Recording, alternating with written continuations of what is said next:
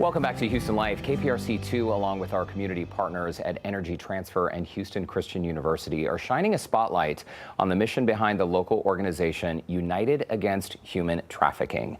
Human trafficking is not a distant problem. It is happening in Houston and around Texas every single day. Joining us is Taylor Woodruff, Outreach and Prevention Manager with Signs to Watch For, and how we can all help stop trafficking before it starts. Taylor, thank you so much for being here. Thank you for having me. Some of the stats show that Houston is a hot spot, one of the worst spots in the world when it comes to trafficking.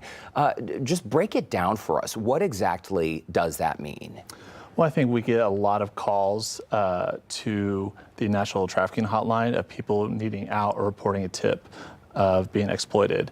And one of the main factors that equips to that is we're the most diverse city in the U.S., which I love that Houston is, but also it equates to a very challenging factor of making sure we're reaching all populations, making sure our publications and awareness campaigns are in all the different languages. And also there's many industrial sectors where people can be trafficked, from hospitality to construction, entertainment, all those different areas where someone can be exploited. And we're talking all different age groups, right? Children, teens, adults, as we just mentioned, all genders, all identities. Anyone could be experiencing or become a victim of trafficking. What are some of the signs we need to be looking for? Because I feel like the thing about human trafficking is it's happening right under our noses in many cases. That's right. And I think you made a good point where it starts with children. The average age of someone being exploited is 14 years old. Wow. Which is why we put such an emphasis on reaching youth prevention, which is one of our pillars, but also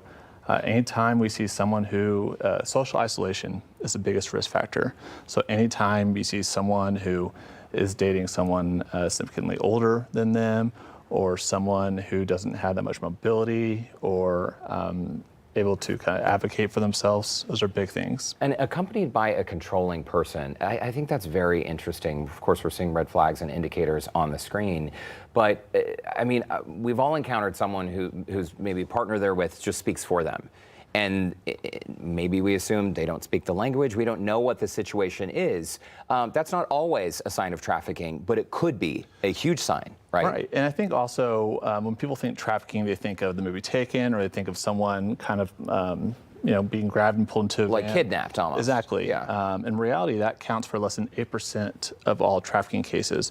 Majority of trafficking cases start with we call relational trafficking, someone who they're related to or in a relationship with, or friend of the family, gaining that trust. So a lot of it is through relationships. And oftentimes, and this is what is just deeply concerning, oftentimes there are people we're interacting with or interfacing with every single day who could be victims of trafficking, and we have no idea. And I feel like, Taylor, this is, I mean, it's a difficult conversation. What do you do if you suspect that someone might be in this situation?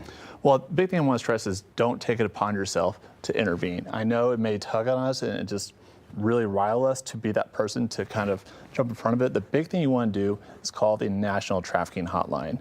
And I think we have it. It's going to be on the We'll screen. put it on the screen, yeah. But I think that's the big thing. And also just getting the facts, saying, hey, this is this person, they live here, or this is their license plate, and just kind of being that person to report the facts on it. And it goes to people who are trained to follow up and investigate those tips. So if we have suspicion that someone might be being trafficked, we could call that hotline and just provide information. Absolutely. And how does your organization work to fight trafficking before it starts? Especially with the World Cup, I know this has been a large conversation. It's been more top of mind. I was just sharing with you that in the airport bathroom the other day, I saw a trafficking questionnaire pasted to the mirror, which I really appreciated because it was asking questions like, number one, are you in this situation? Is this happening? You might be a victim of trafficking. I mean, it's true that people who are being trafficked don't always understand what's going on. All right. And USG puts a big emphasis on doing prevention work.